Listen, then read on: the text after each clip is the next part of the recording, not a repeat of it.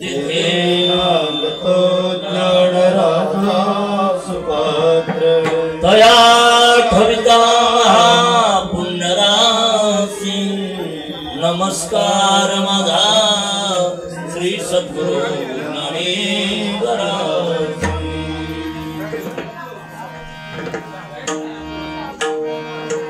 हरे राम कृष्ण हरे हरे जय राम कृष्ण हरे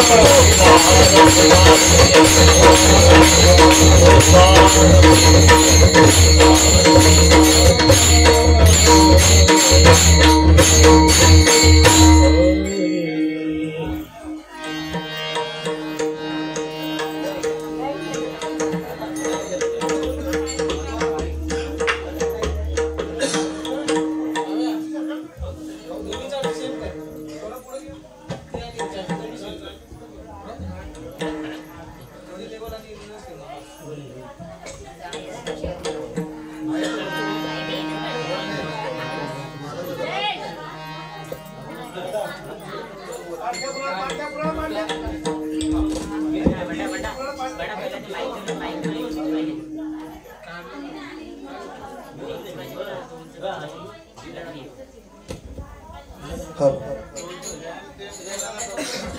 हल हल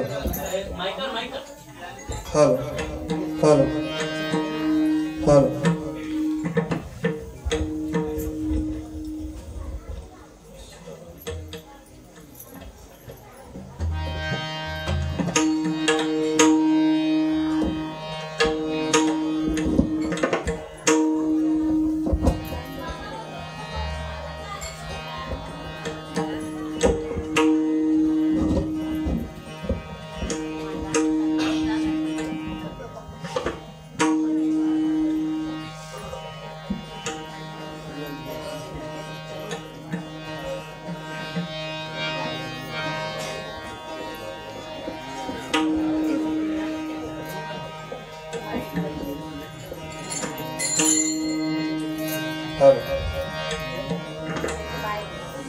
हरे जय जय राम कृष्ण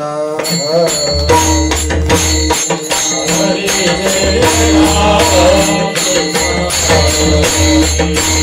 हरे जय जय राम कृष्ण हरे जय राम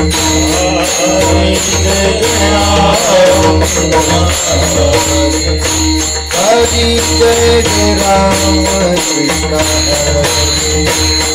हरे जय जय राम कृष्ण हरे जय राम हरे जय राम कृष्ण हरे जय राम कृष्ण हरे जय राम कृष्ण हरे जय राम कृष्ण हरे जय जय राम कृष्ण जय जय राम कृष्ण हरे जय राम कृष्ण हरे राम कृष्ण हरे राम कृष्ण हरे राम कृष्ण हरे राम कृष्ण हरे राम कृष्ण हरे राम कृष्ण हरे राम कृष्ण हरे राम कृष्ण हरे राम कृष्ण हरे राम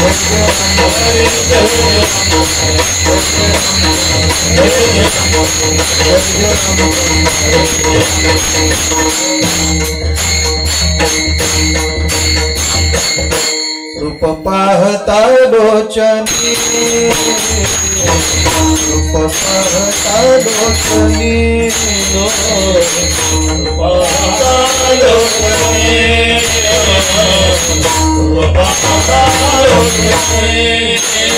सुख धन वो सागनी सुख धन वो सागनी सागनी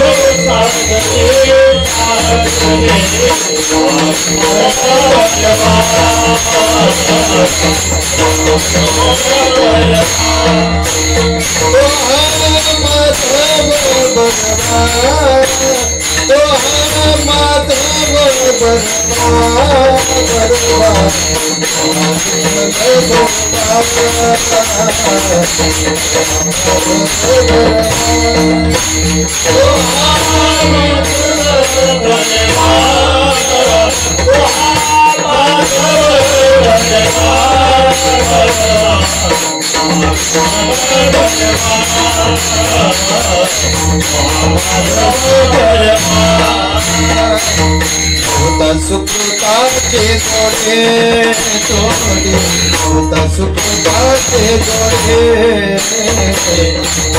सुखता के जोड़े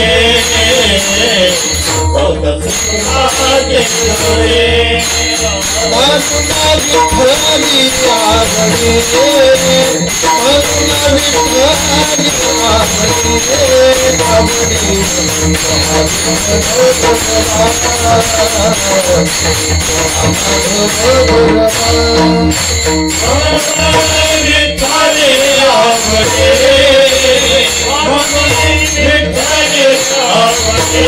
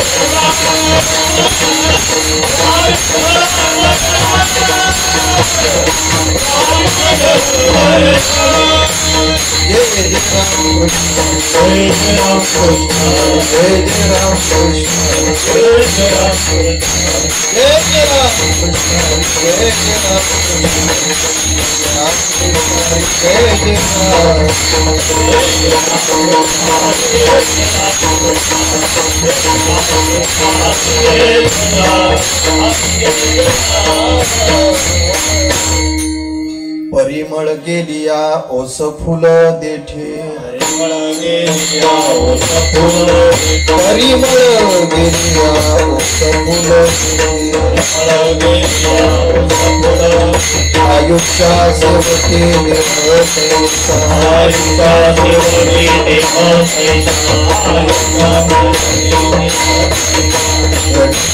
काळ वाटयाची पाहे काळ वाटयाची पाहे अजून किती आहे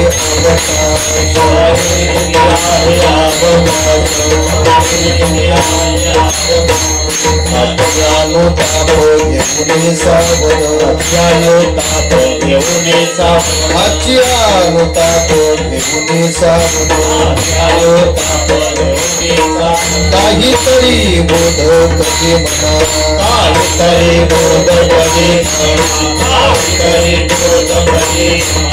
एकता संवदा खटवांगरायाची एकता संवदा खटवांगरायाची भागदशा कैसे प्राप्त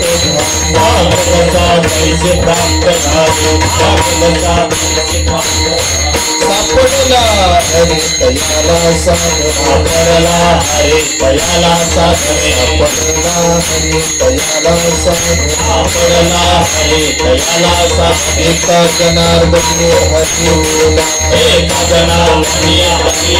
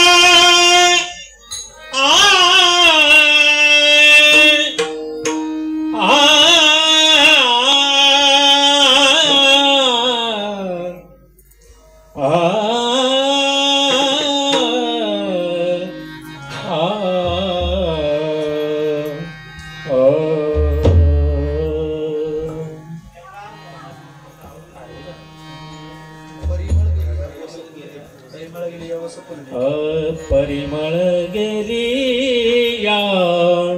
ओस फुलं देठी परिमळ गेली या ओस फूल परिमळ गेली या ओस फूल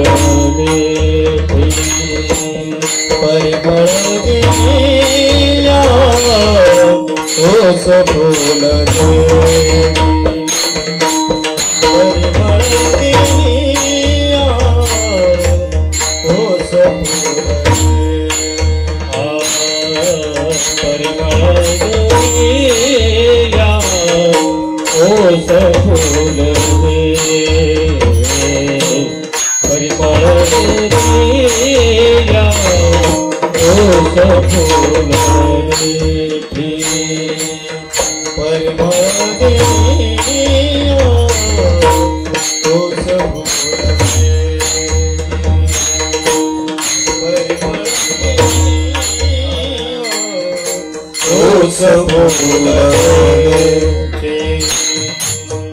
आयुष्याचे वाटी देह तैसा आयुष्याचे वाटी देह तैसा घडी घडी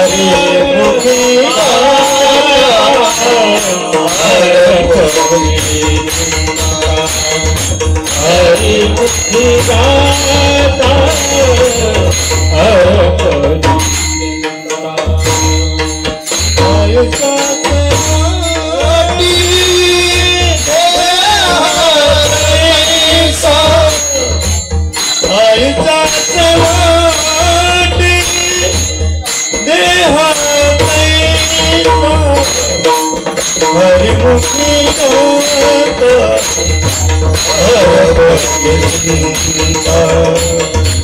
हरि मुक्ति हरि मुक्ति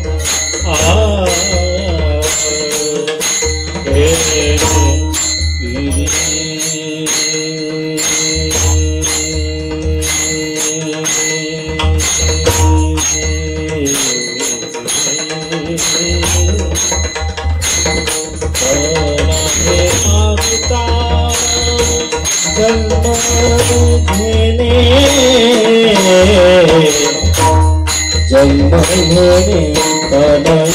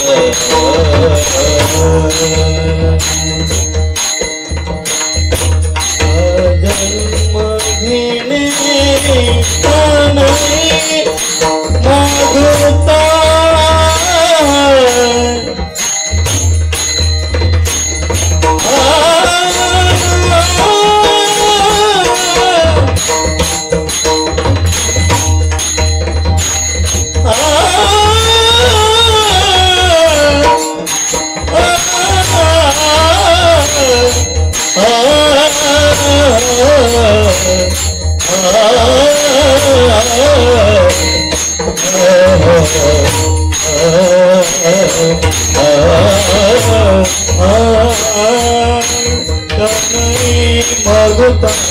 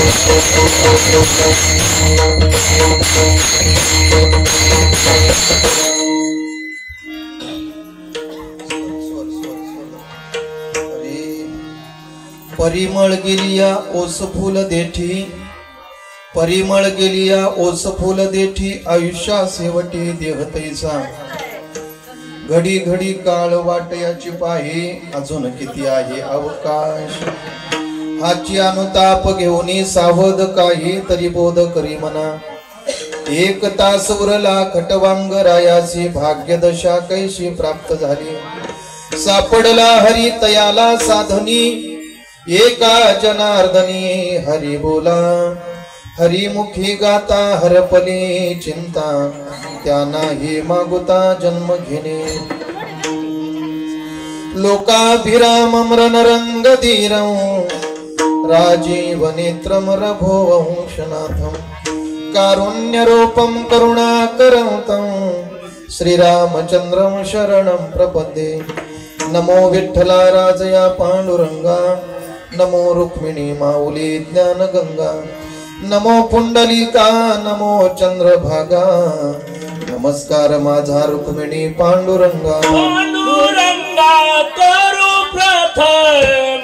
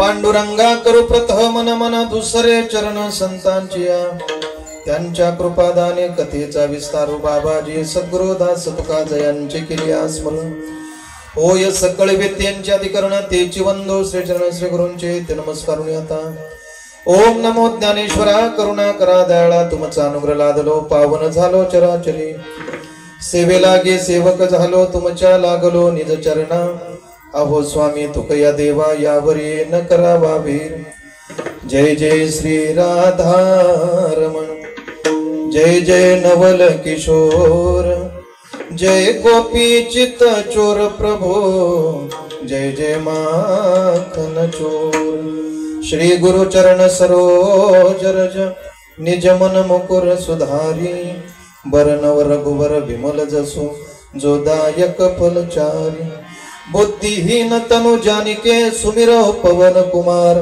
बल बुद्धि विद्या देहु मोहि हरहु कलेश विकार राजा राम राम राम सीता राम राम राजा राम राम राम सीता राम राम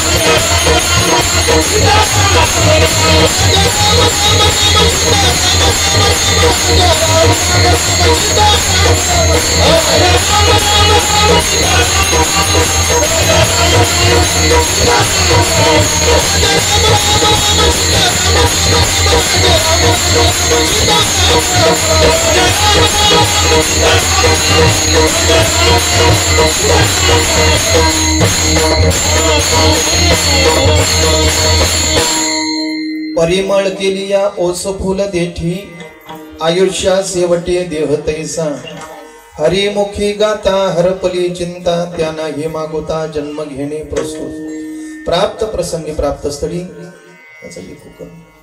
कीर्तन रूपी सेवे करता निवडलेला अभंग शांती ब्रह्म एकनाथ महाराजांचा 5 चरणाचा हरिपाठ या ग्रंथातील गोड असा चिंतनीय अभंग आजच्या कीर्तन रूपी सेवे करता निवडला. विठ्ठल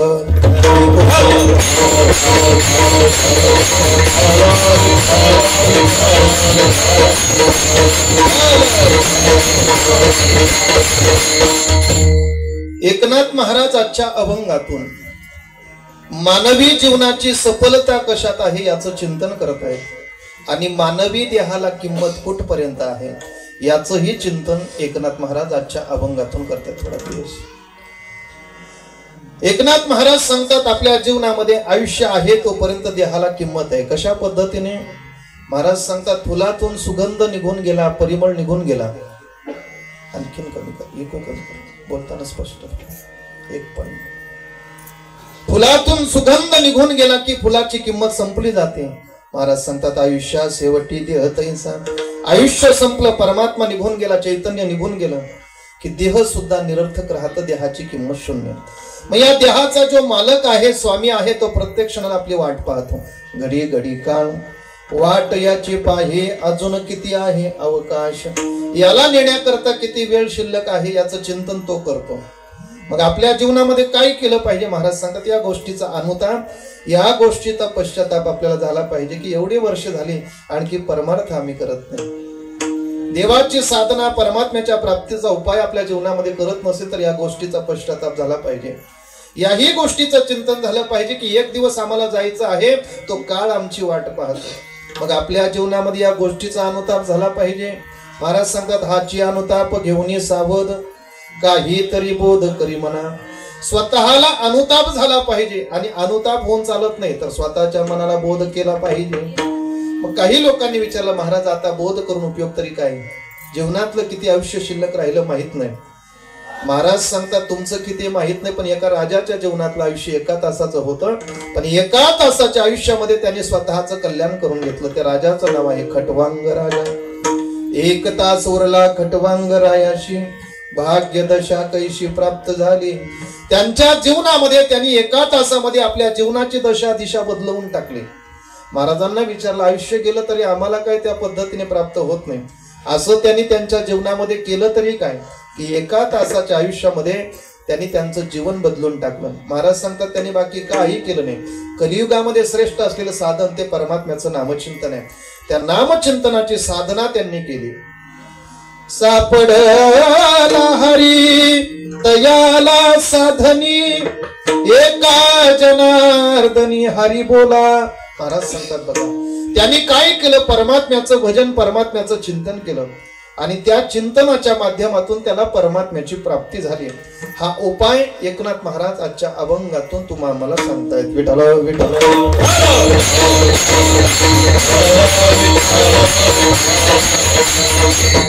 अभंगावर चिंतन करण्यापूर्वी अल्पसा परिचय परिहार देणं अगत्याचा तो असा, आपण सर्वजण या ठिकाणी उपस्थित आहोत.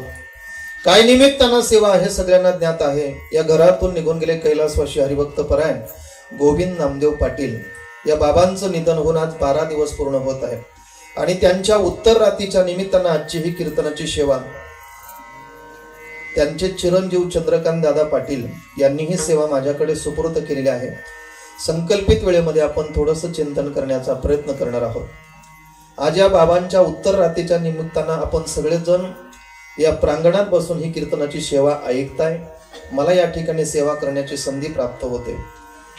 उर्वरित जी वेळ आहे त्याच्यामध्ये एकनाथ महाराजांच्या अभंगाचा भाव पाहण्याचा थोडासा विचार करणार आहोत. एकनाथ महाराज आजच्या अभंगातून तुम्हाला मानवी जीवनाची सफलता कशात आहे याचं चिंतन सांगतायत. मानवी देह कशा करता मिळालेला आहे आणि आपण आपल्या जीवनामध्ये काय केलं पाहिजे, कुठपर्यंत देहाला किंमत आहे याचाही विचार एकनाथ महाराज म्हणतात. जे एकनाथ महाराज तुम्हाला या ठिकाणी उपदेश करतायत तो व्यक्ती म्हणजे सामान्य नाही महाराज.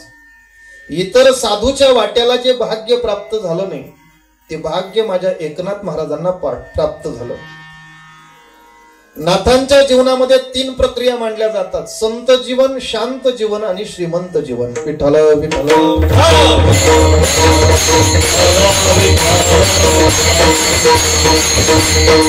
नाथांच्या जीवनामध्ये 3 प्रक्रिया मांडल्या जातात. एक श्रीमंत जीवन जर कुणाचं असेल तर नाथांचं जीवन आहे. इतर संतांच्या वाट्याला जगदीश महाराज ते भाग्य प्राप्त झालं नाही. तुकाराम महाराजांचा परमार्थ पाहिला तर परम उच्च पदाला प्राप्त झालेला परमार्थ आहे. प्रत्यक्ष महाराज तुकाराम महाराजांना नेण्याकरता भगवान परमात्मा येतो. किती श्रेष्ठ परमार्थ त्यांच्या जीवनात त्यांनी केला असेल. पण व्यावहारिक परिस्थिती जर पाहिली, लौकिक परिस्थिती पाहिली तर तुकोबाराय एका अभंगातून वर्णन करते. आम्ही सदैव सोडके, आम्ही सदैव सोडके, आम्ही सदैव सोडके, आम्ही सदैव सोडके,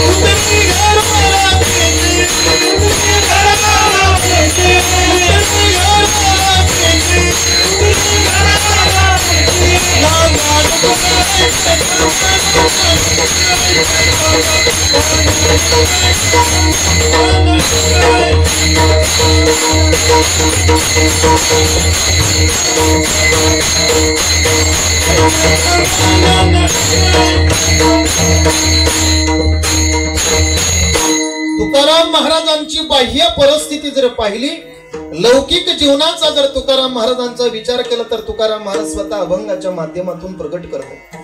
आम्ही सदैव सुडके, जवळी येता चोर धाके, जाऊ पुढती भिके कुत्री घर राखीती. आम्ही जर भिक्षाटन करायला गेलो तर आमच्या घराचं रक्षण कुत्र्यांनी करावं. चतुर्थीचा चंद्रमा ओवाळायचा झाला तर आम्हाला बाहेर निघण्याची आवश्यकता नाही, घरातून आम्ही तो ओवाळू शकतो. म्हणजे तुकाराम महाराजांची ही बाह्य परिस्थिती आहे. ज्ञानोबारांचं वेगळं काय महाराज, परमार्थ उच्च कोटीला प्राप्त झालेला आहे. पण प्रापंचिक जीवनाचा विचार केला तर आळंदीमध्ये मधुकरी मातल्याशिवाय पर्याय नाही. विठ्ठल विठ्ठल.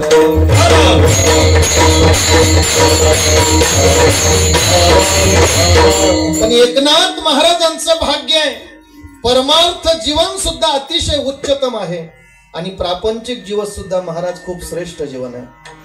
किती श्रीमंती महाराज सांगतायत की जी लोक एकनाथ महाराजांकडे कथा कीर्तन श्रवण करण्याकरता यायची त्यांना सुद्धा भरभरून तुकाराम एकनाथ महाराज देत होते.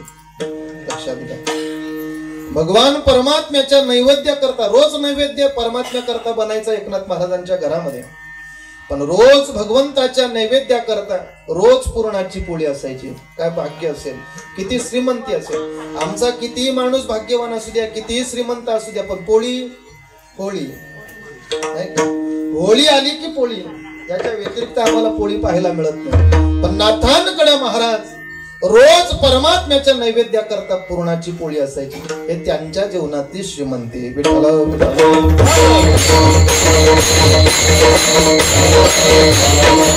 श्रीमंत जीवन म्हणजे नाथांचं जीवन, शांत जीवन म्हणजे नाथांचं जीवन. लक्षात घ्या किती शांतता आपण नेहमी कीर्तनातून ऐकत असतो.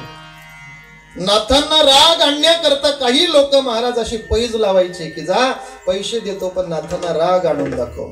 म्हणजे तो महात्मा किती शांत असेल विचार करा, की ज्याला पैज लावून सुद्धा राग कधी अजिबात आला नाही. महाराज आयुष्यात कधी रागावले नाही, कधीच नाही. महाराज लोकांनी महाराज कोणाला पैसे द्यावे सांगावे, काय जा आणि नाथांना राग आणून दाखव. त्या गावामध्ये महाराज एका यवनाला पैशाची गरज पडली आणि मग या समाजाच्या पुढे गेल्यानंतर लोकांनी सांगितलं तुला पैसे पाहिजे ना, आम्ही देतो तुला 200 रुपये देतो. आताच नाही बरं, एकनाथ महाराजांच्या काळातले 200 रुपये म्हणजे आता त्याचा विचार करा किती असतील. त्या काळामध्ये त्या यवनाला 200 रुपये दिले आणि सांगितलं जा आणि नाथांना राग आणून दाखव. आता त्या यवनाने 200 रुपये मिळाल्यानंतर राग आणायचे ना, म्हणे आत्ता जातो. नाथांची दिनचर्या पाहिली, नाथ बाबा काय करतात, कुठं जातात, काय करतात हे सगळं पाहिलं. सकाळी सकाळी नाथ बाबा स्नाना करता गंगेवर जातात हे त्याच्या लक्षात आलं. पानाचे विडे तयार केले टोपली भरून आणि घाटावर जाऊन बसला. नाथ बाबा सकाळी स्नान करून गंगेतून बाहेर निघाले आणि बाहेर आल्याबरोबर या यवनाने पानाचा विडा चगळला, नाथांच्या अंगावर थुंकी टाकली. नाथ बाबांनी त्याच्याकडे पाहिलं सुद्धा नाही, परत फिरले महाराज आणि गंगेमध्ये स्नान केलं, परत आपल्या घराच्या दिशेने निघाले. पुन्हा त्या यवनाने त्यांच्या अंगावर पानाचा विडा थुंकी टाकली. पुन्हा नाथ बाबा पाठीमागे फिरले, गंगेमध्ये गेले, स्नान केलं. अनेक वेळा महाराज नाथ बाबा तिथं जातात. म्हणतात 108 वेळा त्या यवनाने त्यांच्या अंगावर थुंकी टाकली. शेवटी महाराज जो थुंकी टाकणारे यवन होता त्याच्या तोंडातली थुंकी संपली आणि आश्चर्य वाटले, अरे आपल्या तोंडातली थुंकी संपली पण नाथाला राग आला नाही. हा महात्मा तरी कसा आहे. जवळ गेला महाराज, जवळ गेला आणि साष्टांग प्रणिपात केला. महाराज लाज वाटली की 108 वेळा या व्यक्तीच्या अंगावर थुंकलो पण एकही शब्दाने नाथ बाबा माझ्याशी उलट चर्चा त्यांनी केली नाही. नाथ बाबाला सांगितलं बाबा मी तुमच्या अंगावर एवढ्या वेळा थुंकलो, तुम्हाला राग नाही आला? कारण आज समाजाची अवस्था फार वेगळी महाराज. चालता चालता चुकून जरी कोणाचा धक्का लागला तरी माणसं डोळा ओटारून पाहतात त्याच्याकडे, दिसत नाही का फुटले का, सगळं आपल्याला माहिती आहे, सगळ्यांना पाठ आहे. पण 108 वेळा थुंकून सुद्धा महाराज ज्यांच्या जीवनामध्ये कुठल्याही प्रकारची प्रतिक्रिया नाही, ते जीवन म्हणजे नाथांचं जीवन. नाथांनी सांगितलं राजा अरे आज तू माझ्या अंगावर 108 वेळा थुंकला, तू तुझं काम केलं, मी माझं काम केलं. खऱ्या अर्थाने तर मी तुझे आभार मानायला पाहिजे. आता 108 वेळा थुंकल्यानंतर आभार मानेल का एखादा? आरे बोलल्यानंतर कार्य बोलणारे आम्ही आहोत महाराज. 108 वेळा थुंकल्यानंतर काही प्रतिक्रिया नाही. शेवटी महाराज नाथांनी सांगितलं बाबा अरे तुझे आभार मानायला पाहिजे. रोज 3च वेळा स्नान करत होतो. किती? रोज गोदामाईच्या पात्रात जाऊन 3च वेळा स्नान करत होतो, पण आज तुझ्यामुळे मला भाग्य प्राप्त झालं. 108 वेळा गंगेचं स्नान झालं. किती? याला शांतता म्हणतात. विठाल विठाल.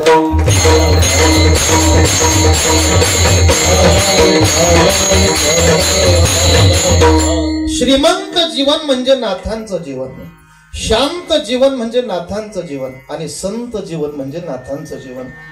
संत जीवन नाथांचं जीवन कसं?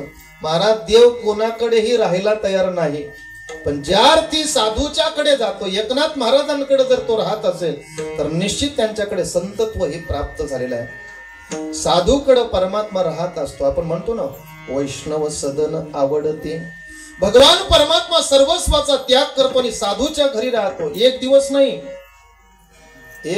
नाही, 36 वर्ष कष्ट केले महाराज. कधी चंदन उगाळून देण्याचं काम केलं, कधी नाथांचं वस्त्र धुण्याचं काम केलं, तर कधी कावडीने पाणी भरण्याचं काम केलं.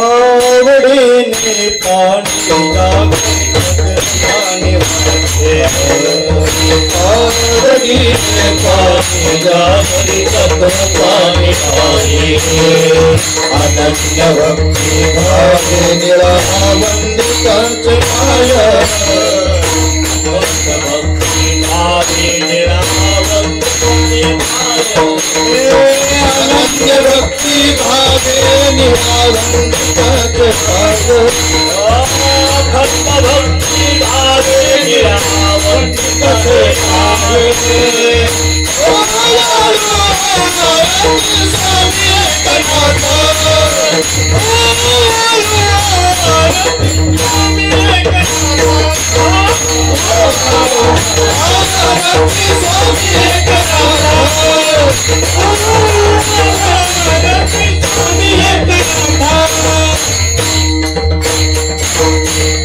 कावडीने पाणी जागरी चक्र पाणी वाहे अनन्य भक्ती भावे निळावंदितच पाये कावडीने पाणी भरण्याचं काम केलं। आजही पैठणला षष्टीच्या दिवशी जोपर्यंत त्यांच्या रांजणामध्ये परमात्म्याची ईश्वराची भगवंताची कावड परत नाही तोपर्यंत ते रांजण भरत नाही। आजही लक्षात घ्या, अनेक वर्ष काबाड कष्ट महाराज नाथांकडे भगवंतांनी केले। हे संत जीवन आहे, ज्या अर्थी भगवंत तिथं काम करतो म्हणजे संतत्वाला ते प्राप्त झालेलं होतं। संत जीवन, शांत जीवन आणि श्रीमंत जीवन म्हणजे नाथांचं जीवन। याच्याही पलीकडे गेलेलं जीवन म्हणजे नाथांचं जीवन आहे महाराज। मंदिरातला देव आम्हाला कळत नाही, मूर्तीतला देव सुद्धा आम्ही ओळखू शकत नाही, तीही पाण्याची आमची दृष्टी नाही, तर माणसात कधी आम्हाला देव दिसेल? लक्षात घ्या, ज्याला देवळात देव दिसत नाही त्याला माणसात कधी दिसेल? पण देवळातला देव जसा आहे तसा सगळ्या कणाकणामध्ये सुद्धा माझा परमात्मा आहे, ही दृष्टी ज्यांच्याकडे होती त्यांना संत एकनाथ महाराज म्हणतात।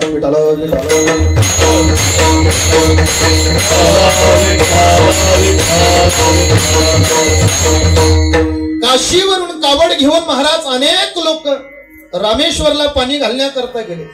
रामेश्वरला पाणी घालण्याकरता जातात ना काशीवरून, बरेच लोक जातात महाराज। ते कावड घेऊन जात असताना आता रामेश्वर जवळ आले महाराज। मजल दर मजल करत एकनाथ महाराजांचे काही सोबती होते आणि सगळी लोक महाराज रामेश्वरला ती कावड घेऊन जात असताना रामेश्वर समोर दिसतो आणि नाथांच्या दृष्टीस पडला। एक तडफडणारं पाण्याने व्याकुळ झालेलं गाढव पाहिलं आणि नाथांची पावलं त्या दिशेने वळू लागली। लोकांनी सांगितलं, हो एकनाथ महाराज, रामेश्वर समोर आहे आणि तुम्ही तिकडं कुठं चालला? एकनाथ महाराजांनी हात जोडले सांगितलं, तुम्ही चला पुढे, मी जरा जाऊन येतो। म्हणे कुठे चाललात? एकनाथ महाराजांनी सांगितलं, मला वाटतं या कावडीची आवश्यकता त्या रामेश्वरला नाही, तर मला वाटतं या कावडीतल्या पाण्याची आवश्यकता जास्त त्या गाढवाला आहे। लोक हसायला लागली।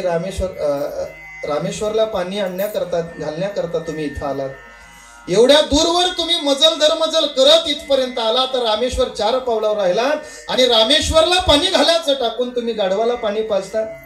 अहो काय कळतं का तुम्हाला? चला म्हणे इकडं। एकनाथ महाराजांच्या मुखातून शब्द निघाला, मला वाटते महाराज त्या ठिकाणी रामेश्वरला पाणी घालण्यापेक्षा त्या रामेश्वरला पाणी कधी पोचल मला माहित नाही, पण मला गाढवातच माझा रामेश्वर दिसतो।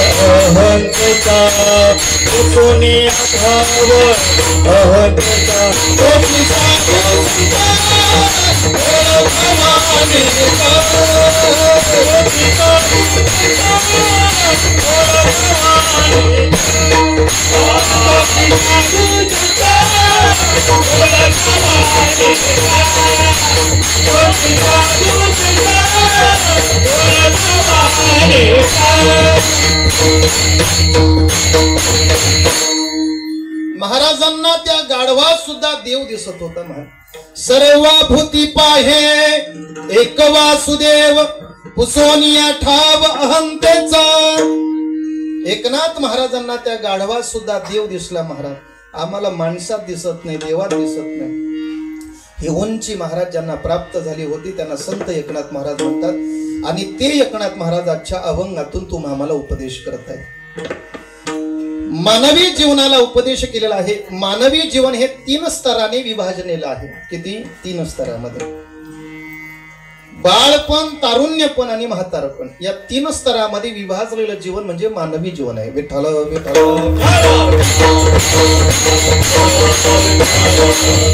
आजच्या या अभंगातून परिमळ शब्द आलेला आहे. परिमळ या शब्द सगळ्यांना परिचित आहे. परिमळ म्हणजे सुगंध.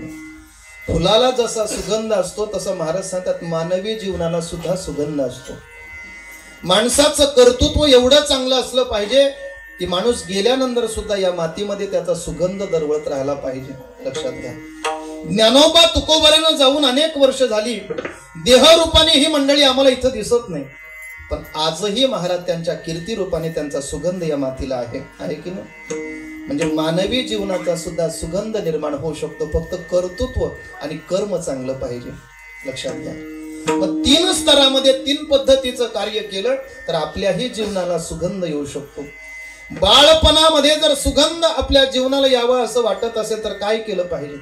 बाळपण कशाने शोभतं, तारुण्यपण कशाने शोभतं आणि म्हातारपण काय केल्यानंतर सुशोभित होतं? महाराज सांगतात बाळपणी आपल्या जीवनामध्ये काय केलं पाहिजे, तारुण्यात काय केलं पाहिजे आणि म्हातारपणी काय केलं पाहिजे. बाळपण चांगलं जावं असं वाटत असेल तर बाळपणामध्ये संस्कार महत्वाचे आहेत. तारुण्य चांगलं जावं असं वाटत असेल तर तारुण्यामध्ये त्याग महत्वाचा आहे. आणि म्हातारपण चांगलं जावं असं वाटत असेल तर म्हातारपणी भजन महत्वाचं आहे. विठ्ठल विठ्ठल.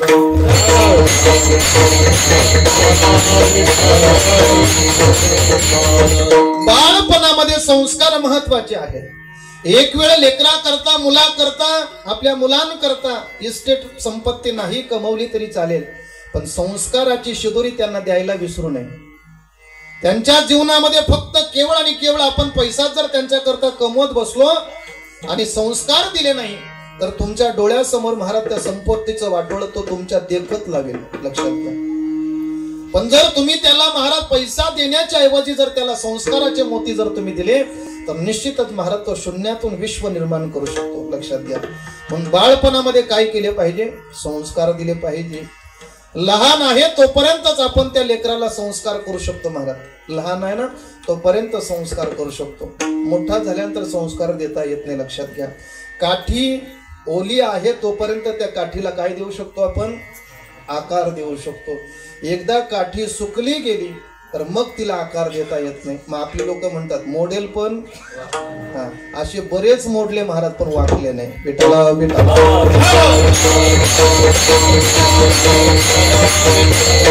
अशी बरीच माणसं जन्माला आली आणि काठीसारखी ताठ राहिली पण कधी वाकली नाही. लक्षात घ्या.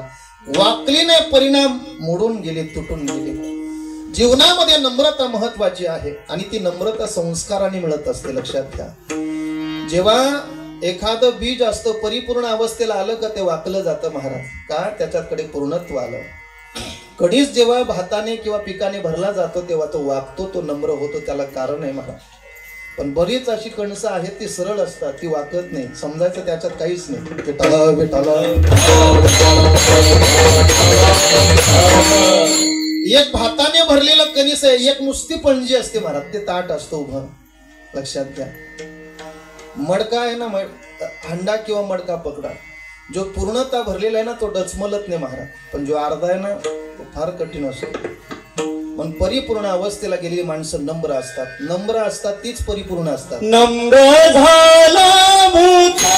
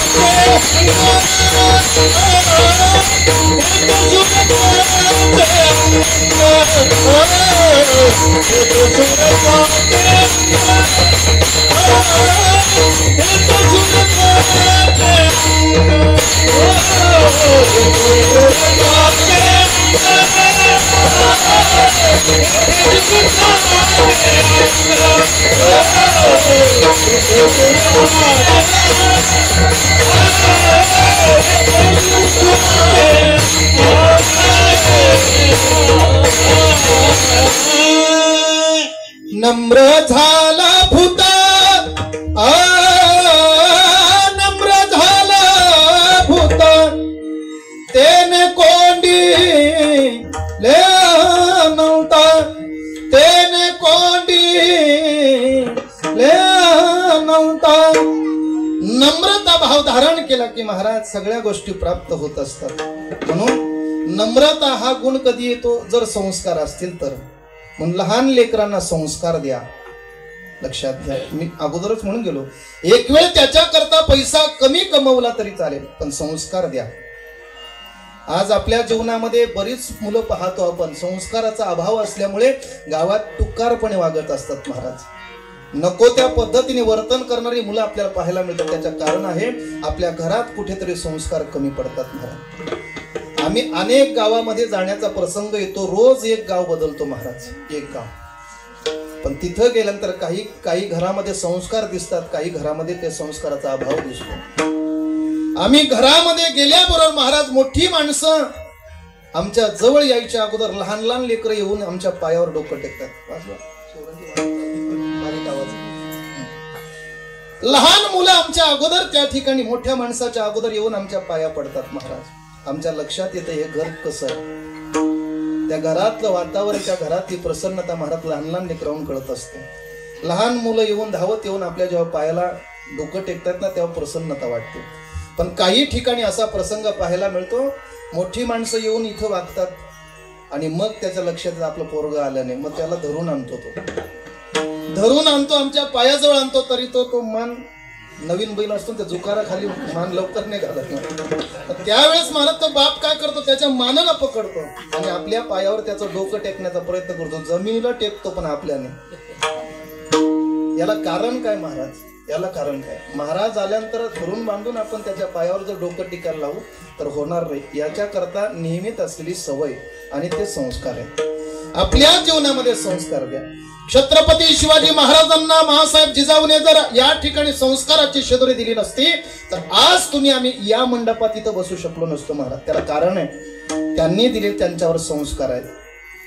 अनेकांनी केलेले हे संस्कार आहेत सज्जन आणि ते संस्कार खूप महत्वाचे. तर म्हणून बाळपण हे संस्काराने शोभतं. बाळपण हे संस्काराने शोभतं. तारुण्य पण त्यागाने शोभतं. तारुण्य पण त्यागाने. तारुण्यामध्ये त्याग पाहिजे. काही दिवसापूर्वी एक जैन समाजातलं एक जोडपं होतं महाराज. जैन लग्न झाल्यानंतर त्यांना 2 मुलं होती. लग्न झालं काही वर्ष गेली 2 मुलं त्यांना होती आणि त्या जैन माणसाने काय केलं 4000 कोटीची संपत्ती त्याची. किती किती किती 4000 कोटीची. 4000 कोटीची संपत्ती समाजाकरता समर्पण केली आणि 4ही लोकांनी संन्यास दीक्षा घेतली.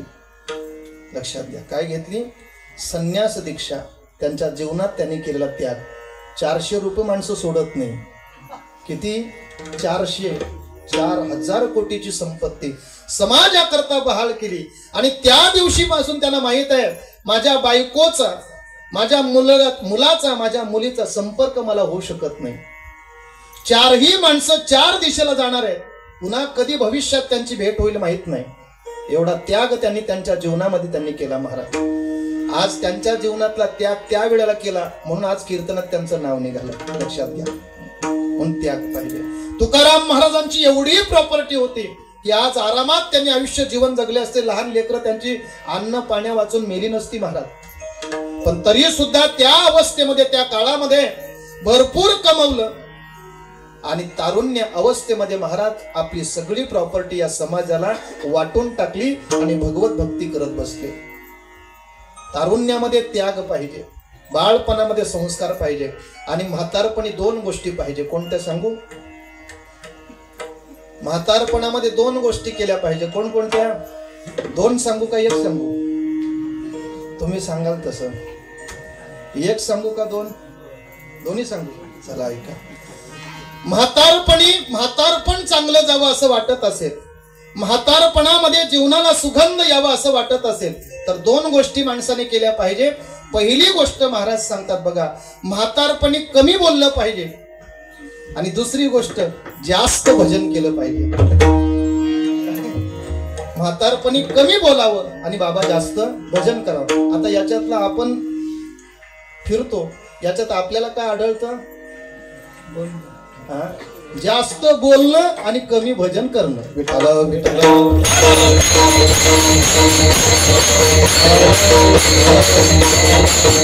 दोन गोष्टी महत्वाच्या आहेत. कमी बोलावं आणि जास्त भजन करावं. तुका म्हणे ते भजन प्रमाण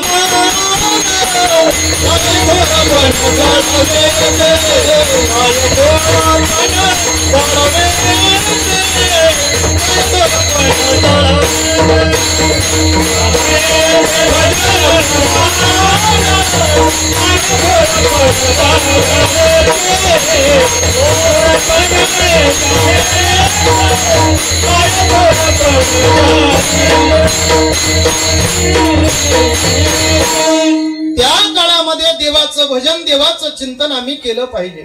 जीवन सफल होतं महाराज, म्हणून ही गोष्ट केली पाहिजे. 3 स्तरामध्ये 3 कार्य केलं की जीवनाला आनंद येतो, जीवनामध्ये आनंद प्राप्त होतो आणि जीवनाचा सुगंध या मातीमध्ये दरवळत असतो. हे एकनाथ महाराज किंवा संत महात्मे आम्हाला का सांगतात? त्याचं कारण आहे, आयुष्य आहे तोपर्यंत ही गोष्ट करता येते महाराज. आयुष्य आहे तोपर्यंत हे कार्य आम्हाला त्या स्तरामध्ये करता येतं. आयुष्य संपलं की कुठलंच कार्य आपल्या जीवनामध्ये करता येत नाही. आयुष्य संपल्यानंतर आमची अवस्था कशी आहे? महाराज सांगतात आपल्या जीवनामध्ये बघा, या देहाला, या समाजामध्ये, या घरामध्ये, या गावामध्ये, या तालुक्यामध्ये नाही, या लोकांमध्ये तोपर्यंत महत्व आहे जोपर्यंत याच्यातलं चैतन्य शिल्लक आहे. जोपर्यंत या देहाला महत्व आहे, याच्यातला आत्मतत्व शिल्लक आहे. जोपर्यंत या देहाला किंमत आहे, कुठपर्यंत? जोपर्यंत यातलं आयुष्य शिल्लक आहे. आयुष्य संपलं की महाराज सांगतात या देहाला कोणीही समाजामध्ये विचारत नाही. आपलीच माणसं गावाच्या बाहेर नेऊन टाकतात. म्हणजे काय करतात? बरोबर की नाही? ज्या देहावर आतापर्यंत आम्ही प्रेम केलं महाराज, त्याच देहाला आपल्याच घरातली माणसं, कुडीमधून आत्मा निघून गेला, कुडीला कुणी पुसत नाही. या शरीरातून आत्मतत्व निघून गेलं की मग महाराज आपल्याच घरातले लोक सांगतात, काढा काढा हाता झाला भूमी बहार. आता काढा म्हणतात. मग हीच लोक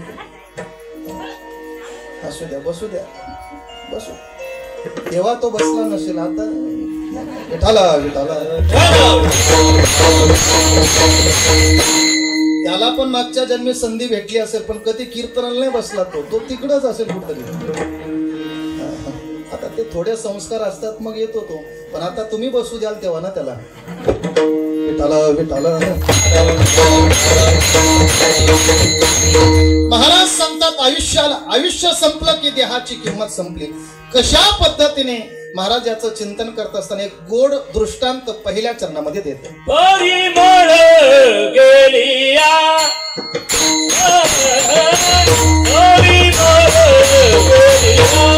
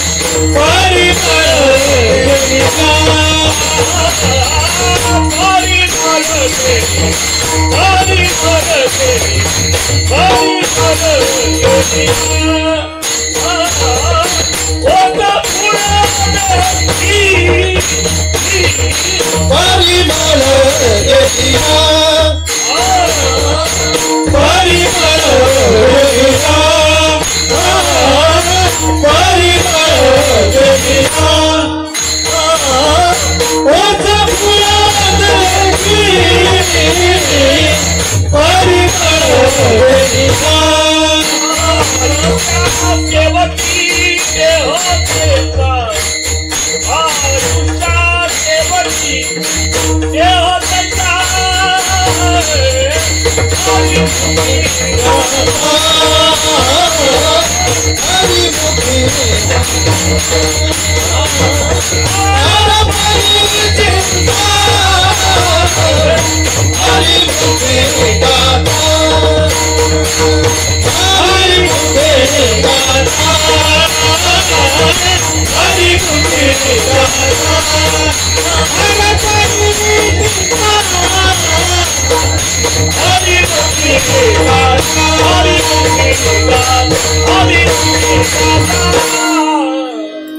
महाराज सांगतात या मृत्यू लोकामध्ये या देहाची किंमत आम्ही तोपर्यंत करतो जोपर्यंत त्याच्यातलं आयुष्य शिल्लक आहे.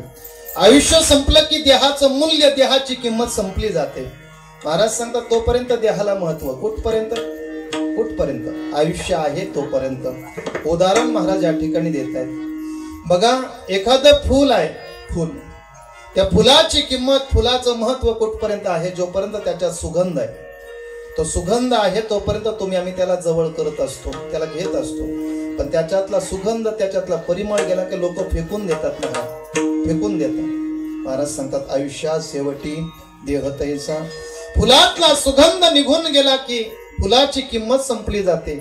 तसं देहातून आयुष्य निघून गेलं की देहाची किंमत संपली जाते. ऐका, घराला किंमत कशामुळे आहे हो? घराला किंमत बोला, हे गाथ्यातलं नाही, सांगा. देहाला महत्व घरातल्या माणसामुळे, बरोबर की नाही? घरात माणसं आहेत म्हणून घराला महत्व आहे. ज्या घरात महाराज कोणच राहत नसेल त्या घराला काय महत्व आहे? माणसं आहेत म्हणून त्या घराला घर पण आहे. नदीला महत्व कुठपर्यंत आहे? पाण्यामुळं, बरोबर आहे. मंदिराला किंमत कुठपर्यंत आहे? मंदिराचं मंदिर पण तोपर्यंत आहे जोपर्यंत त्याच्यात भगवंत विराजमान आहे, बरोबर आहे. घराची किंमत माणसामुळे, नदीची किंमत पाण्यामुळे, मंदिराची किंमत भगवंतामुळे, खिच्याची किंमत पैशामुळे, बरोबर का? पैसाच नसेल तर खिच्याला काय महत्व आहे महाराज? एका यात्रेमध्ये असेच पोलीस लोक अनाउन्समेंट करत होते, आपापले खिचे पॉकेट सांभाळा, चोरांपासून सावध. यात्रेमध्ये पोलीस लोक, आता कार्तिकीला पाहिलं असेल, जिथं जिथं चौकात एकच दवंडी असायची, काय? आपापले मौल्यवान वस्तू सांभाळा, चोरांपासून सावध, खिचे पॉकेट सांभाळा. एवढी अनाउन्समेंट आपल्याला ऐकायला मिळाली. एवढी अनाउन्समेंट ऐकली आणि एका माणसाने खिच्याला असा दोन्ही हाताने त्याला दाबून धरला. अख्खी यात्रा फिरला महाराज. एका मित्राचा आणि त्याचा जवळचा संबंध होता. त्याने पाहिलं, अरे आपलाच मित्र दिसतो. जवळ गेला आणि विचारलं, का रे रामा, बराच वेळ झाला खिच्यावर दोन्ही हात असे दाबून ठेवले, पूर्ण यात्रा फिरला मी तुला पाहत होतो तेव्हापासून तुझे हात असेच आहे. म्हणे का रे, का असे हात ठेवले? पण तुला माहित नाही का? अरे ते पोलीस लोक तेव्हापासून ओरडतात, आरोळी देतात, दवंडी देतात, आपापले खिचे पॉकेट सांभाळा. विचारलं, रामा काय रे, असं काय खिच्यात आहे तरी काय? म्हणे काय नाही, गायच्या पुढे एक. काय आहे? गायच्या पुढे. म्हणे आता मला सांगा, गायच्या पुढे मुळे याला किंमत आहे का? नाही. खिच्याला किंमत पैशामुळे, घराला किंमत माणसामुळं, नदीला किंमत पाण्यामुळं, आणि महाराज सांगतात देवळाला किंमत देवामुळं, तसं शरीराला किंमत आयुष्यामुळं. विठाला विठाला.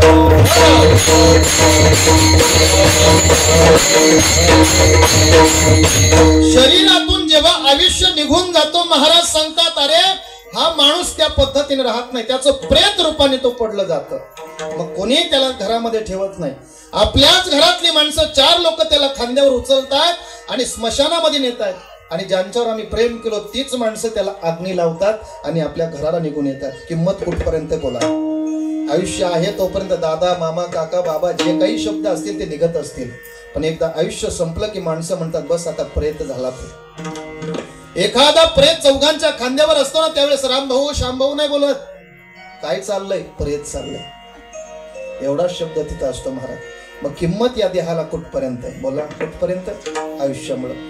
मी बऱ्याच वेळा उदाहरण सांगितलेलं आहे, मी सांगून जातो, तुम्ही ऐकलं पण असेल बऱ्याचदा. आपल्या घरात पूर्वी बघा खूप दही, दूध, तूप असायचं. जरी नसलं तरी बाहेर तूप चांगलं स्वस्त मिळायचं. आता 800-1000 रुपये किलो आहे. पण तेव्हा खूप मोठे डबे आणायचे महाराज तुपाचे. मी तुम्हाला विचारतो, त्या तुपाच्या डब्याला किंमत कुठपर्यंत बाबा? ती बाई हुशार असायची महाराज. तो तुपाचा डबा स्पेशल कोणी माणूस आला तर त्याच्याकरताच फक्त काढायची ती, आणि त्याच्यात 2 चमचे तूप टाकला की पुन्हा त्याला कपड्याने स्वच्छ पुसून तो कपाटात जायचा. कुठं?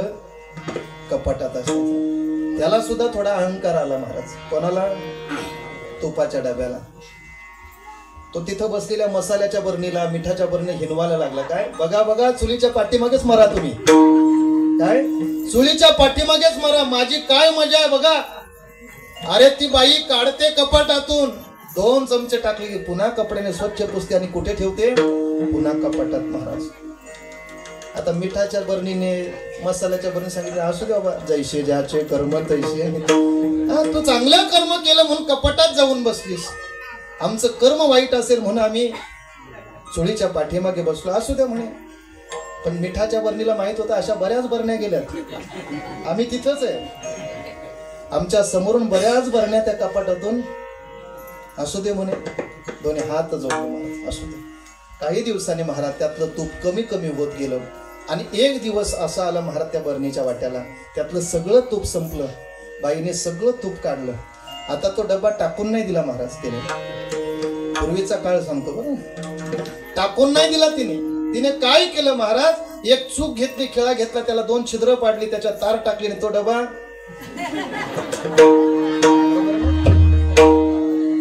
आता मिठाच्या बरणीने आणि मसाल्याच्या बरणीने तिला टाटा केला. काय बरं आहे ना. आता तिने खाली हात घात, खाली तोंड केलं, सांगितलं असू द्या, जैसे ज्याचे. तुपाच्या बरणीला फक्त एवढा अहंकार झाला होता की माझी किती व्यवस्था आहे, किती व्यवस्था आहे. तशी आपल्या घरातल्या माणसाला तुपाच्या बरणीसारखी वाटते, किती किती व्यवस्था आपली आहे. घरात आल्याबरोबर पाणी, लगेच चहा, लगेच नाश्ता. महाराज सांगतात, जो नाश्ता चहा हे तुझ्यामुळं नाही, हे घेऊन येतोस म्हणून.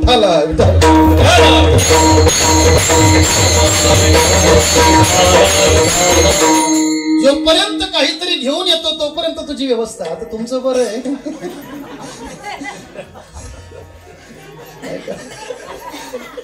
टेन्शन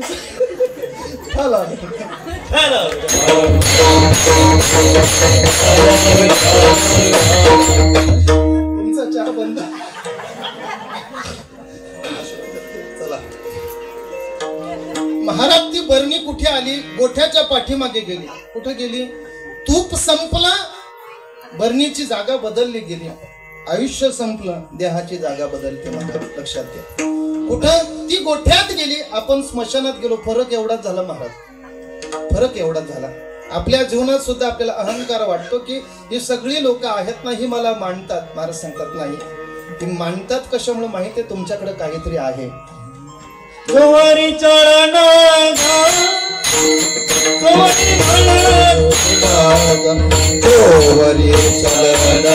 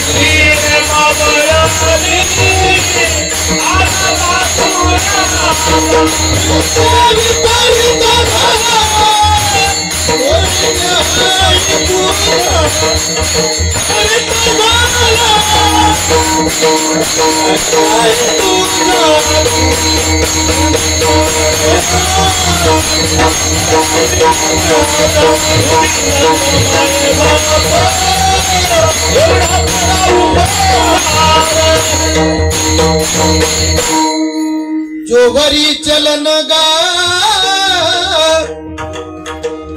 तोवरी म्हणती माझा, मानिती लहान थोर, मानिती लहान थोर. देह सुखाची काचा इंद्रिय मावळली. लहान थोर जी मानत होती, या देहापासून त्यांना काहीतरी सुख मिळत होतं तोपर्यंत, पण नंतर इंद्रिय मावळली लहान थोर मानणारी माणसं नंतर जेव्हा इंद्रिय मावळतात ना, आला बागुळाचा, नंतर मग तीच लोक काय सांगतात, बागुल गो आला. कोणाला?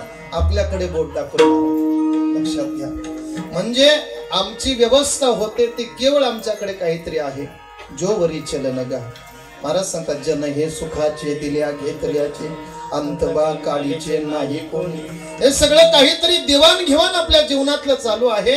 तोपर्यंत माणसं माझं माझं म्हणत असतात. मी एक वाक्य नेहमी सांगत असतो, किंमत आहे ना ती माणसाला नाही, माणसाकडे काहीतरी आहे त्याला किंमत असते. पैसा तेरी तीन, परशा परशु परशुराम. बरोबर ना? माणसाला किंमत आहे का त्याच्याकडे असल्या पैशाला किंमत समाजात?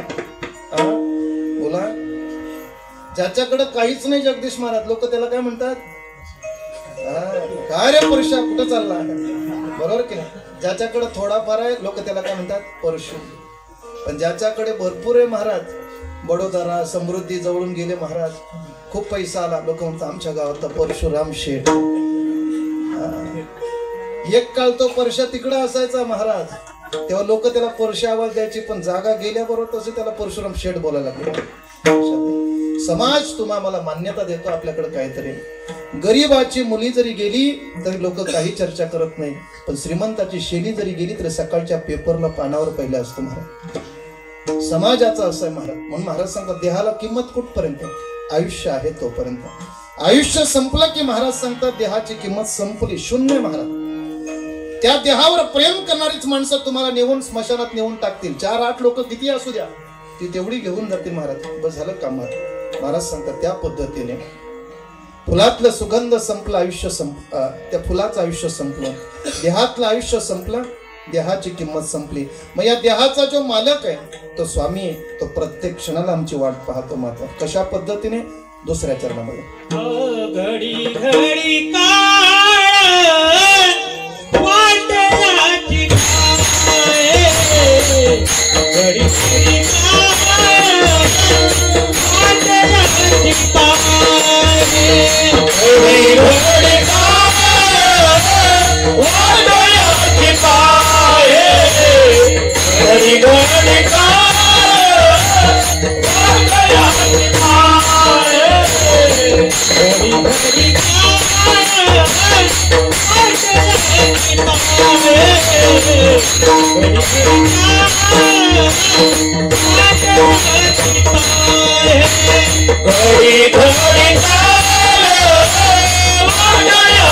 पाय, घडी घडी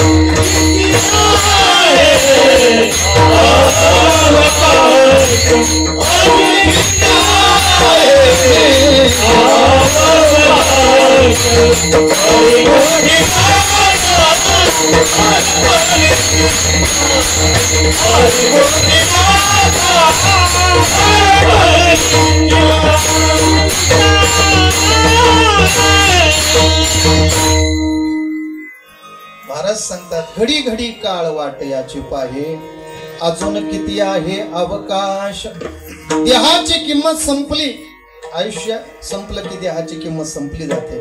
महाराज सांगतात मग त्याचा स्वामी, त्याचा मालक आहे, तो प्रत्येक क्षणाला आपली वाट पाहतो महाराज. प्रत्येक क्षणाला घडी घडी काळ वाट याची पाहे, अजून किती आहे, याला नेण्याकरता किती वेळ शिल्लक आहे. तो काळ आपल्यावर टपून बसला महाराज, वाट पाहतो प्रत्येक क्षणाला. Oh,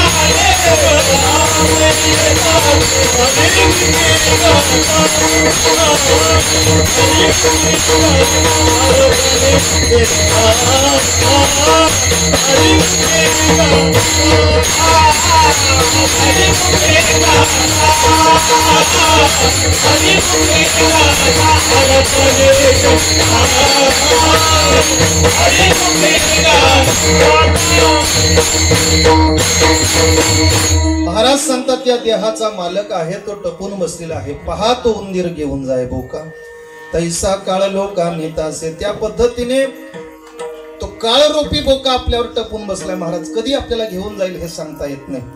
पण महाराज सांगतात बघा, काळ कधी कुणाला सोडत नाही. एक वेळ भगवंताला तुम्ही फसू शकता, पण ते काळाला फसू शकत नाही. एक उदाहरण सांगतो, ऐकलेलं. एक कलाकार होता महाराज, मोठा कलाकार, ताकदीचा चांगला कलाकार होता. त्या कलाकाराच्या दरवाजाजवळ साधू आला आणि त्या साधूला त्यांनी प्रश्न विचारायला सुरुवात केली. साधूने त्याच्याकडे पाहिलं, याला थोडासा अहंकार झालाय, पण त्याच्या कपाळावरच्या रेषा त्यांनी पाहिल्या आणि सांगितलं, बाबा इथून पुढे 12व्या दिवशी तू मरणार आहेस. काय सांगितलं? 12व्या दिवशी तू जाणार आहेस. आता मला सांगा, ज्याला मरण कळालं 12व्या दिवशी, साधू म्हणतो 12व्या दिवशी जाणार आहे, आता प्रश्न विचारेल का? शांत झाला, मौन झाला. महात्मा निघून जातो, 12व्या दिवशी माझं मरण आहे. आज पूर्ण दिवस त्यांनी त्याच्या पद्धतीने काय करायचं ते केले. 24 तास संपले, एक दिवस संपला आणि त्याच्या लक्षात आलं आता जीवनातले फक्त 11 दिवस राहिले. किती? 11 दिवस. पुन्हा 24 तास गेले, पुन्हा त्यांनी ठरवलं आता राहिले किती? फक्त 10 दिवस. पण तो कलाकार होता, त्याने विचार केला काहीतरी केलं पाहिजे, आपण या काळावर आपल्याला मात करायची, विजय प्राप्त करायचा, एवढ्या लवकर आपल्याला जायचं नाही. तो कलाकार होता, मूर्तिकार होता महाराज. त्यांनी काय केले महाराज? आपल्यासारख्याच एक 11 मूर्त्या तयार केल्या. किती? 11 मूर्त्या तयार केल्या. तेवढ्या 11 मूर्त्या तयार केल्या, जशी तर तशी पेंटिंग महाराज स्वतः सारख्या. आणि एक एक दिवस निघून गेला. 12व्या दिवशी आपलं मरण आहे, त्याच दिवशी महाराज त्यांनी काय केलं? 11 मूर्ती जाऊन स्वतः उभा राहिला. 11 मूर्तींच्या मध्ये जाऊन स्वतः उभा राहिला. काळ नेण्याकरता आला आणि त्याने पाहिलं, अरे आपण तर या गावात एकाला न्यायला आलतो, पण याच्यासारखे किती आहेत? 12 लोक आहेत. आता न्यायचं कोणाला? प्रश्न पडला. महाराज विचार करू लागला. तो हुबेहूब दिसणारे जशाला तसे. आता न्यायचं कोणाला? चुकीच्या माणसाला तर उचलू शकत नाही. आता काय केलं पाहिजे? पण तो सुद्धा महाराज 12 गावचा नाही तर 1200 नाही का आपण म्हणतो ना, त्यांनी विचार केला काहीतरी केलं पाहिजे आणि त्यांनी स्तुती करायला सुरुवात केली. महाराज काय म्हणे मूर्ती केली. पूर्ण या भूलोकामध्ये फिरतो, या मृत्यू लोकामध्ये फिरलो, पण असा कलाकार कुठे पाहिला नाही. महाराज किती कौशल्य चांगले, किती कला चांगली. हुबेहूब डोळे जिथल्या तिथं, कान जिथल्या तिथं, जी वस्तू पाहिजे ती गोष्ट त्या ठिकाणी, काय कलाकृती तयार केली. पण एवढा शब्द निघाला त्याच्या मुखातून, काय एवढं चांगलं चित्र त्यांनी तयार केलं, एवढ्या मूर्त्या चांगल्या केल्या, पण एक गोष्ट चुकीची. एवढा शब्द बोलल्यानंतर महाराज तो 12 निघाला. ओ काय बोलता, काय चुकी आहे? त्याने सांगितलं हेच चुकी आहे, चल हेच चुकी आहे तुझी. शांत बसला असता तर निघून गेलो असतो. ही चुकी. कितीही प्रयत्न करा महाराज, कितीही प्रयत्न करा, आम्हाला तो घेऊन जाणार आहे हे निश्चित आहे. मग कुणाचं 50 वर्षाचं आयुष्य असेल, कुणाचं 100 असेल, कुणाचं 70, तर कुणाला महाराज जन्म सुद्धा होत नाही, तर आईच्या गर्भातच त्याचा मृत्यू असतो. महाराज लक्षात घ्या, अशी ही परिस्थिती आपल्याला पाहायला मिळते. एक लक्षात घ्या, म्हणून जीवनामध्ये 2 गोष्टीला कधीच विसरायचं नाही. जीवनामध्ये 2 गोष्टीला कधी विसरायचं नाही. एक, ज्यांनी आम्हाला निर्माण केलं तो भगवंत आहे, त्या भगवंताला कधी विसरू नका. आणि आमच्या मरणाला कधी विसरायचं नाही. मरण आणि भगवंत या 2 गोष्टीला कधी विसरायचं नाही. महाराज सांगतात देवाला विसरू नका आणि आपल्या मरणाला विसरू नका. लक्षात घ्या काय सांगितलं. जरी मरण तुम्ही आम्ही विसरलो असेल, पण त्याच्या लक्षात आहे महाराज. कोणाच्या? त्याच्या. हप्त्यावर गाडी आपण काढली, हप्ता आपण चुकवला तरी त्याच्या लक्षात असतं. विठाला विठाला.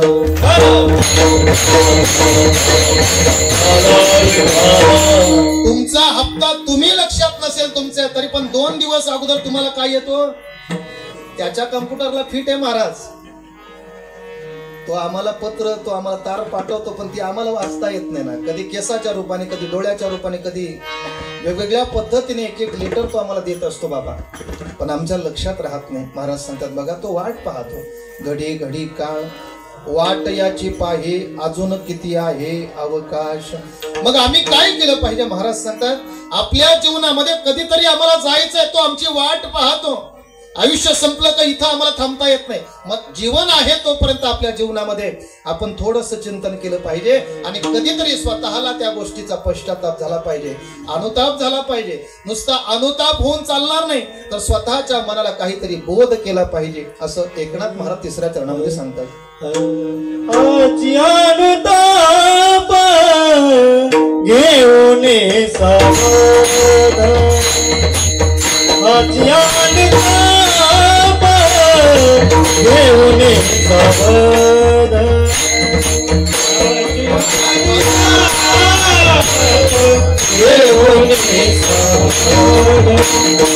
आजी अनुताप घेऊन सावध. काहीतरी बोला काहीतरी बोला हरी मुक्ती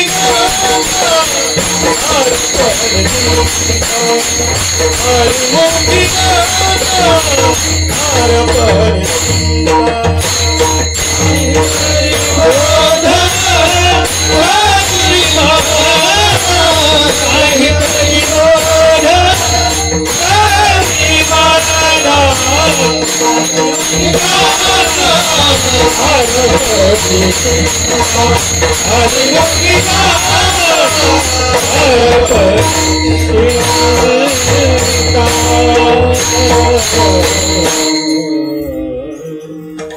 आजी अनुताप घेऊन सावध, काहीतरी बोध करी मना, काहीतरी बोध करी मना, हरिमुखी गाता हरपली चिंता. महाराज सांगतात बघा, आपल्या जीवनामध्ये कधीतरी आपल्याला पश्चाताप झाला पाहिजे. एवढी वर्ष जीवन जगलो आणि परमात्म्याने आम्हाला इथं आणखी ठेवलंय, पण तरी सुद्धा आमच्याकडनं भजन का होत नाही? कुठल्या गोष्टीचा पश्चाताप झाला पाहिजे? मृत्यू लोकामध्ये मनुष्य देह धारण करून आल्यानंतर सुद्धा माझ्याकडनं भजन होत नाही, या गोष्टीचा पश्चाताप झाला पाहिजे. पण आम्हाला पश्चाताप कसला होतो?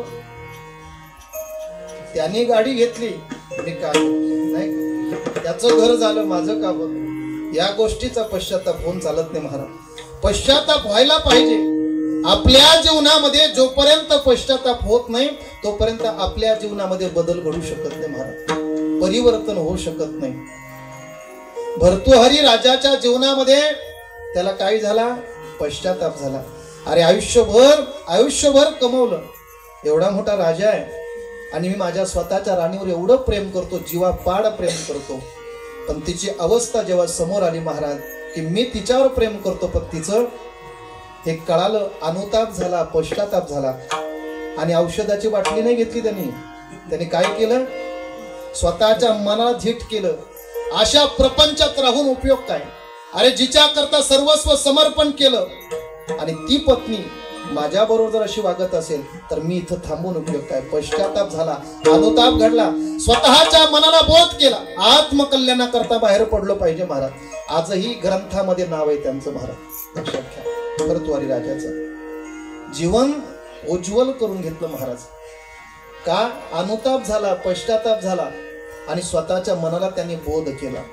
वाल्या कोल्याच्या जीवनामध्ये त्याला पश्चाताप झाला, त्याला अनुताप झाला आणि नारदांकडनं अनुग्रह घेऊन महाराज स्वतःच्या मनाला बोध केला की मला पुढं काहीतरी चांगलं करायचंय. अनेक उदाहरणं महाराज तुमच्या लक्षात येतील.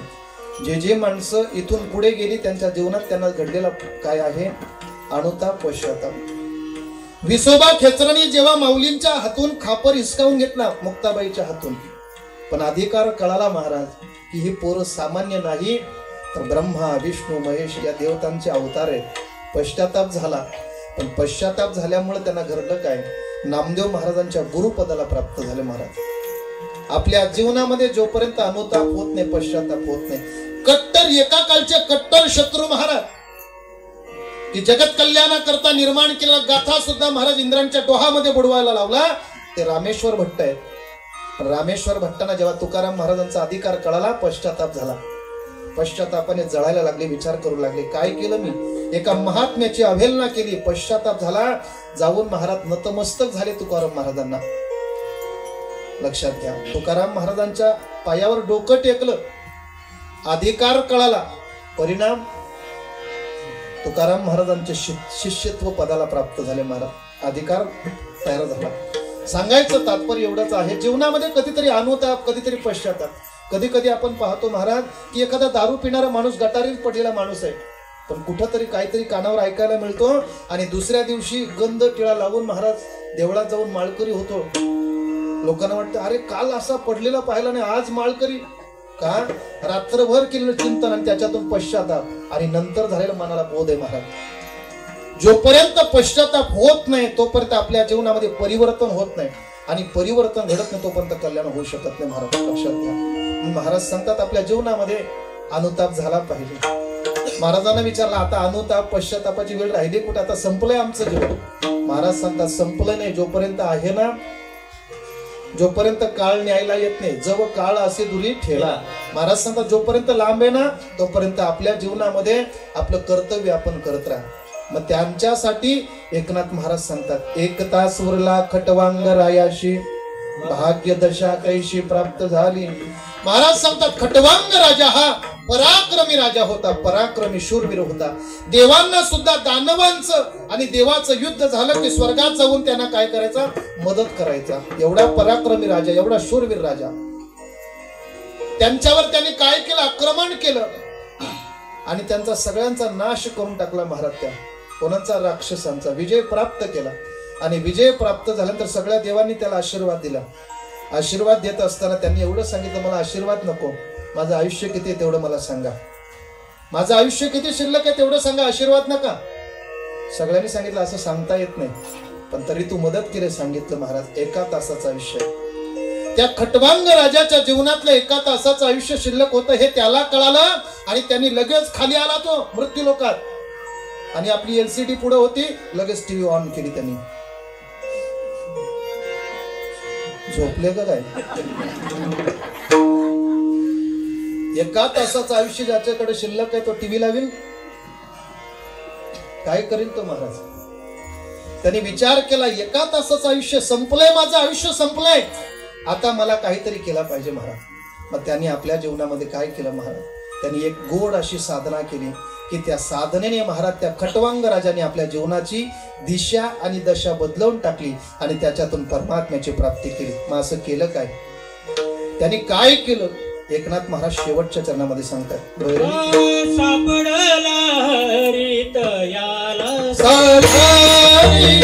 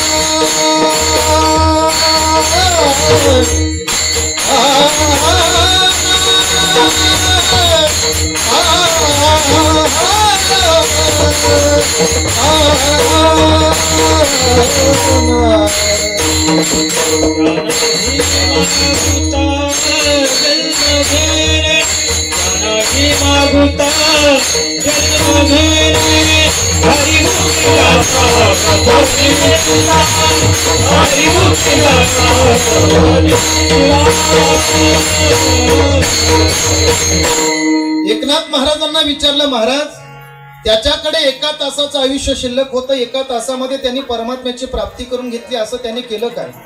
एकनाथ महाराजांनी सांगितलं त्यांनी फक्त देवाचं भजन केलं, देवाचं चिंतन केलं. मग महाराजांना विचारलं, महाराज आम्ही सुद्धा देवाचं भजन करतो ना, आयुष्य गेलं आम्हाला देव भेटत नाही, एका तासामध्ये त्यांना देव भेटला. महाराज सांगतात त्यांनी एका तासामध्ये अशी साधना केली की त्याच्याने परमात्मा प्राप्त झाला. त्याला कारण आहे, तो जशी साधना करतो तशी आम्ही साधना करत नाही, आणि आम्ही जशी आतापर्यंत साधना चालले त्या पद्धतीची साधना त्यांनी केली नाही. बरं, देव मिळवण्याकरता, देव प्राप्त करण्याकरता त्यांनी अंतःकरणापासून एका तासाचं भजन केलं, आणि त्या एका तासामध्ये त्याला परमात्म्याची प्राप्ती झाली. सापडला हरी तयाला साधनी एका जनार्दनी हरी बोला. हरीचं भजन, देवाचं चिंतन केलं पाहिजे. आत्मकल्याणाचं साधन आहे. कलियुगामध्ये श्रेष्ठ साधन म्हणजे देवाचं भजन आहे, आणि ते देवाचं भजन आपण केलं पाहिजे असा आग्रह एकनाथ महाराज करतात. ते भजन कसं करायचं? ढोपार कुमारी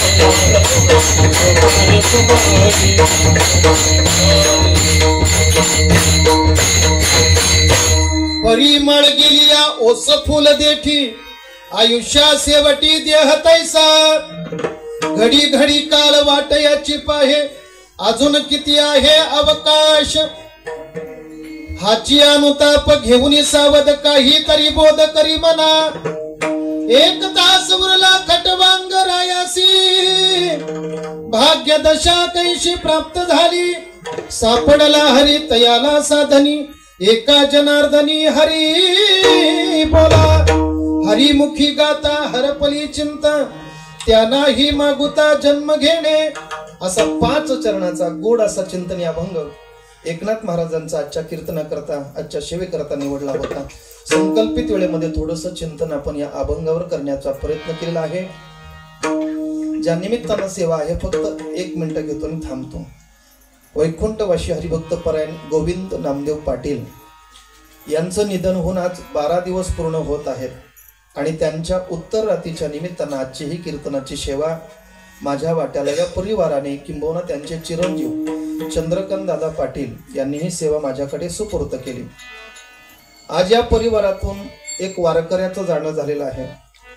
अनेक वर्ष दिंडीची सेवा असेल, गावामध्ये कुठे सप्ताह असेल, हरिनाम सप्ताह असेल, कीर्तन असेल, त्या ठिकाणी उपस्थिती आणि मला वाटते आपल्या दिंडीचे विणेकरीच बरोबर ना, दरवर्षी कीर्तनाकरता असेल विना किंवा वारी करता पायी दिंडी सोहळ्यामध्ये सहभागी होणारा हा परिवार, मग त्यांचा नातू असेल, त्यांचा मुलगा असेल आणि बाबा स्वतः वारी बरोबर पायी प्रवास करत परमात्म्याचं भजन करत करत पांडुरंगाच्या चरणावर ते लीन झालेले आहेत।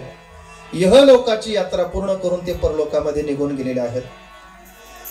आपलं जीवन देवाला समर्पण केलेलं जीवन, तुळशीची माळ परिधान केली आणि परमात्म्याचे पायी म्हणून आपलं जीवन समर्पण केलं। तुळशीची माळ घालणं म्हणजे देवाला देह समर्पण करणं। ज्या दिवशी तुळशीची माळ देहावर येते त्याच दिवशी देह स्वतःचा न राहता तो देह आपण देवाला समर्पण केला जातो।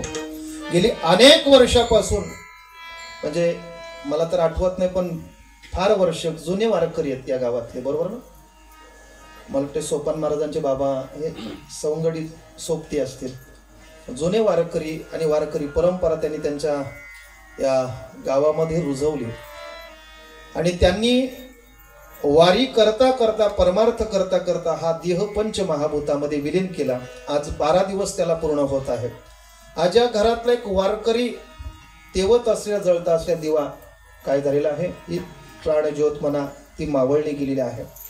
त्याचं दुःख या परिवाराला आहे, कारण का व्यक्ती नाही तर जीवनामध्ये आपल्या गावाकरता मी वाक्य म्हणून जाईल, गावाकरता परिसराकरता व्यक्ती असेल पण घराकरता एक वेगळं नातं असतं महाराज, आणि ते तुम्हाला सगळ्यांना माहित आहे। ते नातं काय आहे तर बाप आणि मुलाचं नातं। या घरातले अनेक नाते असतील वेगवेगळ्या पद्धतीचे, कोणाचे वडील असतील, कोणाचे काका, कोणाचे दादा, कोणाचे मामा, अनेक पद्धतीचे नाते तोडून या ठिकाणी या परिवाराचा निरोप घेऊन या ठिकाणी जात आहे। म्हणून या उभ्या आयुष्यामध्ये या परिवाराकरता त्यांनी काबाड कष्ट केले। बाप करी जोडी लेकुराची ओढी, आपुली कुरवंडी वाळवुनी, एकाएकी केला मिरासीचा धनी। महाराज सांगतात आपलं जीवन यांना समर्पण करून, जसे एखादा दिवा महाराज पेटतो, त्याची वाट विजली जाते, पूर्ण महाराज ती तापला जातो, या सगळ्या गोष्टी महाराज तो दिवा तेवढा सहन करत असतो, म्हणजे सगळ्या घराचे आघात तो सहन करत असतो आणि या परिवाराकरता एक चांगलं गोड जीवन तो त्यांना समर्पण करत असतो। वाक्य सांगेल आयुष्याच्या शेवटच्या श्वासापर्यंत आपल्याकरता प्रयत्न करणारं तत्व म्हणजे घरातले वडील असतात. अनेक कथा कीर्तनातून तुम्ही भजनातून ह्या गोष्टी ऐकत आल्या, मी जास्त काय चिंतन मांडत नाही. पण या व्यक्तीसारखं महत्व महाराज या जगात या विश्वात कुणाला देऊ नये. कारण या व्यक्तीने या परिवाराकरता किंवा आपल्या परिवाराकरता जेवढा महाराज तो व्यक्ती झटत असतो एवढा कुठलाच व्यक्ती मनापासून झटत नाही महाराज. आयुष्याच्या शेवटच्या श्वासापर्यंत आमच्याकरता प्रयत्न करणार तत्व फक्त एकच असतात, ते आपले मायबाप. म्हणून तर माऊलींना सुद्धा ओवी टाकावी लागली, सकल तीर्थाची धुरे जे का माता पितरे तया सेवे सिकीर शरीरे लोन कीजे. महाराज सांगतात आपल्या जीवनामध्ये हे तीर्थ आहेत आमच्याकरता. हे तीर्थ जर महाराज आपल्या घरात असतील तर अन्य तीर्थाला जाण्याची सुद्धा आवश्यकता आम्हाला भासत नाही. म्हणून हे गोड व्यक्ती महत्व आज या परिवारातून आज या घरातून निघून गेलेलं आहे. गेलेली व्यक्ती तर परत मिळत नाही. मी एक वाक्य नेहमी सांगत असतो की बघा, वस्तूपेक्षा व्यक्तीला महत्व द्या, व्यक्तीपेक्षा वस्तू महत्वाची नसते. मागे पण मला वाटतं मी बोलून गेलो, वस्तूला महत्व दे कुठपर्यंत आपलं काम आहे तोपर्यंत वस्तूला महत्व देत असतो. पण लक्षात घ्या, वस्तू गेली तर परत मिळते, पण व्यक्ती गेली तर परत मिळत नाही. व्यक्ती गेली तर परत मिळू शकत नाही, आणि ती पण बाप नावासारखी. महाराज, बाप ही जर व्यक्ती आपल्या जीवनातून गेली तर आयुष्यात कुठल्याच बाजारात ती व्यक्ती आपल्या जीवनामध्ये परत मिळत नाही.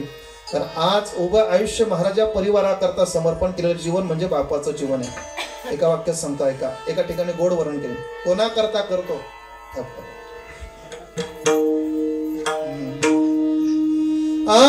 घर बायकोन पोर यांना जगविण्यासाठी बाप होतो वेड पेसा एका एका पैशासाठी. एक एक एक एक पै करता, स्वर फक्त दाबा, स्वर.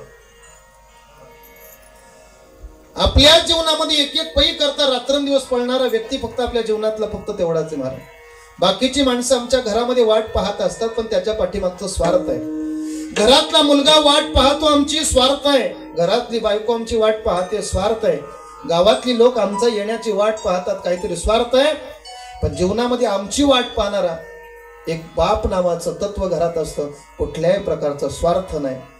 बिना स्वार्थाशिवाय महाराज या ठिकाणी आपली घरात जो वाट पाहतो त्याचं नाव वडील आहे, त्याचं नाव बाप आहे. आणि ते बाप तत्व या ठिकाणी अनंतामध्ये विलीन झालेलं आहे.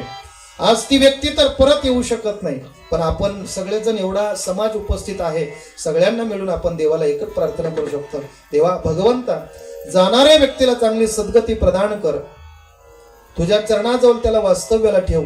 एवढंच चिंतन, एवढीच प्रार्थना आपण करून या ठिकाणी थांबूया.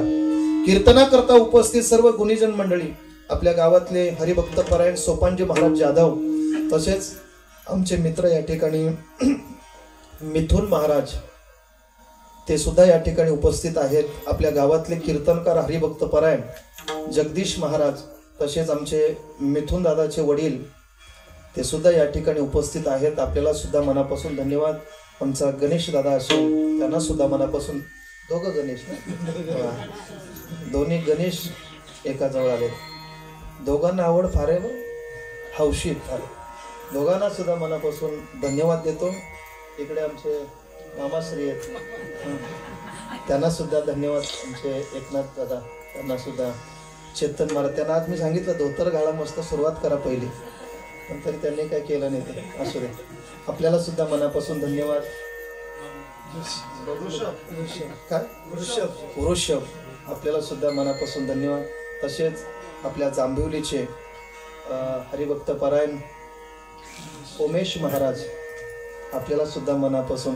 आपल्या परिसरात या व्यक्तीसारखा गोड आवाज नाही बरं कोणाचा, हा, पण थोडा लाचकूरपणा, पुढं पुढं नको, नेहमी पाठीमागे नाही का, पण गोड आवाज, अतिशय गोड साथ आपल्याला केली, आपल्याला मनापासून धन्यवाद. तसेच आमचे जगदीश महाराजांचे वडील, आपल्याला सुद्धा मनापासून धन्यवाद. आता रिटायर झाले, हेच काम आहे आपल्याला, आपल्याला धन्यवाद. तसेच आपले मोरेश्वर बाबा पेटीची साथ करण्याकरता उपस्थित आहेत, त्यांना धन्यवाद. तसेच आमचे महेश दादा, हा बरोबर, हरिभक्त परायण, म्हणजे बऱ्याच वेळा बोलून आता फायदा झाला. हरिभक्त परायण महेश महाराज, ते पण आले का जोडील तुमच्या? पुढच्या टप्प्याला ठीक चालेल. तुम्हाला सुद्धा मनापासून धन्यवाद. तसेच आपले बाबांचे नातू अनेक गातो पण ना, गायन आणि वादन या दोन्ही गोष्टी अतिशय गोड या ठिकाणी करतात. आपल्याला मनापासून धन्यवाद. माझा आवाज तुमच्यापर्यंत कमी साहित्यामध्ये बरं का, 2-3च मला कुठे दिसत नाही दुसरे, पण गोड आवाज या ठिकाणी माझा तो दिला त्याबद्दल मनापासून धन्यवाद देतो. उपस्थित सर्व गुणीजन मंडळी, ज्ञात अज्ञात सगळ्यांना मी मनापासून धन्यवाद. तसेच आमचे वडूनवघरचे बाबा ते सुद्धा या ठिकाणी कीर्तन करता उपस्थित आहेत. बरेच पंचक्रोशीतून बरीच मंडळी या ठिकाणी उपस्थित आहेत. आपल्याला सुद्धा मनापासून आमचे जुवाचे बाबा सुद्धा, वसंत दादा सुद्धा उपस्थित आहेत. आपल्याला सुद्धा मनापासून धन्यवाद.